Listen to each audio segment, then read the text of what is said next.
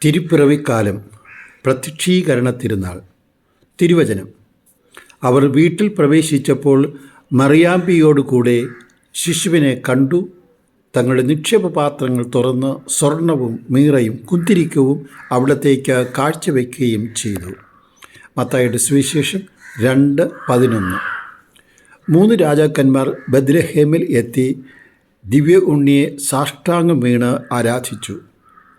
രാജാക്കന്മാർ തങ്ങളുടെ കൊട്ടാരങ്ങളിൽ നിന്നും യാത്ര തിരിക്കുമ്പോൾ യാത്ര കൃത്യമായി എവിടേക്കാണ്, എപ്പോൾ യാത്ര പൂർത്തിയാകും, എപ്പോൾ തിരിച്ചെത്തും എന്നീ കാര്യങ്ങളെക്കുറിച്ച് വ്യക്തത ഇല്ലായിരുന്നു.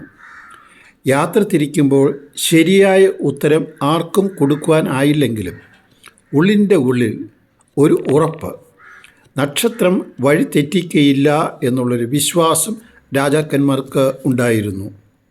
ഒരു കാര്യത്തിൽ 3 രാജാക്കന്മാർക്കും യോജിപ്പുണ്ടായിരുന്നു: തങ്ങൾ കാണുവാൻ പോകുന്ന ദിവ്യ ഉണ്ണിക്ക് ഏറ്റവും വിലപിടിപ്പുള്ള സമ്മാനം നൽകണം.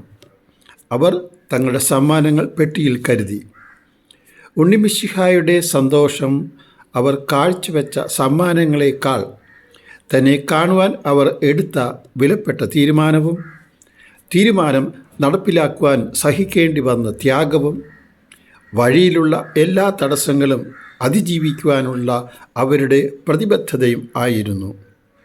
നമ്മുടെ ജീവിതത്തിലും ദൈവികമായ ഇടപെടലുകൾ മനസ്സാക്ഷിയുടെ സ്വരമായി വരുമ്പോൾ അവയെല്ലാം തുറവിയുള്ള ഹൃദയത്തോടെ സ്വീകരിക്കുവാനും, സഹിക്കേണ്ടി വരുന്ന ത്യാഗം എത്ര വലുതാണെങ്കിലും ദൈവപദ്ധതിക്ക് നമ്മെ തന്നെ വിട്ടുകൊടുക്കുവാനുള്ള കൃപയും നമുക്ക് ലഭിക്കുവാൻ ഈ വേളയിൽ പ്രാർത്ഥിക്കാം.